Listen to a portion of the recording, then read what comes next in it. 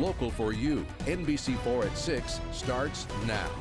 Lottery jackpots are climbing to new records, and the Ohio Lottery benefits from the hype. Its profits go toward education, but NBC4 investigates follow the money and found that in some cases it went straight into the private sector. Good evening to you, everybody, and thanks for joining us tonight at 6. I'm Carrie Charles. And I'm Jennifer Bullock in for Colleen Marshall. NBC4 investigates. Jamie Ostroff has been following the money with the Ohio Lottery. You say the money isn't necessarily going where Ohioans may expect. Right. I think a lot of parents might believe that, okay, we just had a $2 billion Powerball jackpot. That means more money to my local school district where I pay taxes and maybe have a child who attends. Well, it's not quite. You would think that Columbus, the largest school district in Ohio, would get the most money from lottery profits, but you would be off by millions of dollars. We have been seeing, again, those record lottery jackpots in recent years, including that $2 billion Powerball this month. And this is because Powerball and Mega Millions raised the prices of tickets and increased the numbers to choose from, making it harder to win those jackpots. Hype surrounding these monster jackpots is a great way to sell tickets. And thanks in part to those sales, Ohio's Lottery Profits Education Fund received its largest payment from the Lottery Commission ever this year. I went through that fund line by line and found millions of dollars going into the hands of corporations. Whether you're trying your luck at a scratch-off or a Mega Millions jackpot, so a portion of all of the lottery sales is always going to education. After operating costs and prize payouts, Ohio Lottery spokeswoman Danielle Babb says about 24 cents from every dollar you spend on lottery games is profit. It goes straight into the Lottery Profits Education Fund. Where that money goes, how it's doled out, is not done by us. It's done by the Department of Education. That means we can track it. I sifted through the entire $1.4 billion fund for fiscal year 2022. In addition to local school districts, STEM schools, and some vocational schools were hundreds of charter schools. Individual schools receiving millions from the fund, while some of the state's largest districts got less. For example, KIPP Columbus, a charter school with more than 2,000 students according to its website, received more than $12 million from the Lottery Profits Education Fund in fiscal year 22.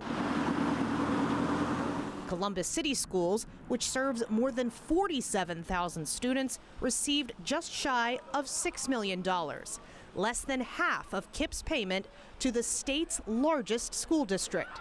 KIPP declined my request for an interview. General Assembly generally is not deciding at an individual school district level that Columbus City Schools is going to get X million and Dublin is going to get Y million and Reynoldsburg is going to get a different amount. Aaron Rausch is the chief of budget and school funding with the Ohio Department of Education. There is a larger school funding formula, though, that the General Assembly does vote on, approve. It's codified in state law. He says the lottery fund is about 10 to 12% of the state's entire education budget, and that the school funding formula is applied to that budget as a whole. The formula includes factors like the number of students and where schools draw their revenue. How do local property taxes factor into how traditional public schools are funded versus how community schools are funded? Columbus City Schools derives revenue from both state and local sources. A place like KIPP Columbus is only generating state foundation funding. They do not receive any local property tax dollars. Schools in more affluent districts receive a smaller share from the state, Rausch says. For example, Upper Arlington, home to more than 6,300 students, received $366,000 in lottery profit funds in fiscal year 22. But critics of charter schools, also known as community schools, question whether those institutions should even be part of the equation. We've created this inefficient, ineffective privatization system that is really harming the public sector. Bill Phillips is a former assistant state superintendent. He now leads the Ohio Coalition for Equity and Adequacy of School Funding. Phyllis points to the fact that many charter schools are run by nonprofit or for-profit corporations. They're private they're operators, management operators, are not subject to public records request. There's really no accountability for the use of the public funding, and there's no accountability in terms of how well these young people are achieving. Advocates for charter schools, like the Buckeye Institute's Greg Lawson, argue the exact opposite. Yes, I would push back on the notion that there isn't any accountability at all. Under Ohio law, charter schools are considered public schools. That means they're held to certain academic standards and audited by the state. Charter schools get closed frequently, actually, now. And that's hard for students. It is, but I would say this, if a charter school is not doing what it's supposed to be doing, then it should be shut down.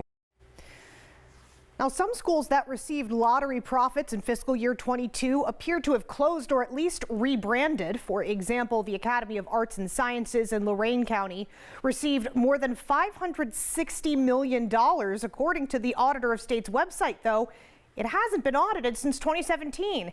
It is also not listed on the Department of Education's Directory of Community Schools, though officials there do tell me it changed its name and moved to Erie County. A phone number linked to the Academy of Arts and Sciences reaches Lorain Preparatory Academy, which received another $1.2 million from the fund this past fiscal year.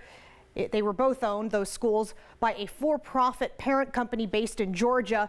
They operate multiple charter schools across Ohio. That company actually placed into a court receivership in 2014 because it wasn't paying its debts. Carrie? Wow. Jamie, thanks.